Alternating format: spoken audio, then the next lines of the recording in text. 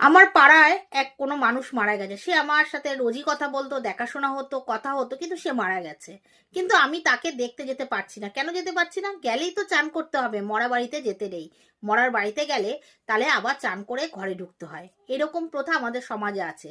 কিন্তু আমরা কতটা ভুল একটা সিদ্ধান্তের মধ্যে বাস করছি, সেটা জানলে অবাক হয়ে যাবেন। দেখুন, কোনো মরা বাড়ি যে মরে যায়, সে কিন্তু ভগবানের সাথে মিলিত হয়, ভগবানের সাথে।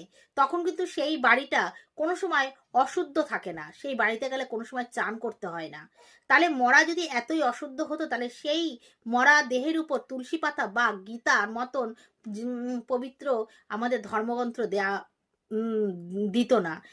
গীতা মানে ভগবানের মুখের যে গান যে গিয়েছিল কুরুক্ষেত্রের অর্জুনের জন্য, সেই গীতা গ্রন্থ তার বুকে দেয়া হয়।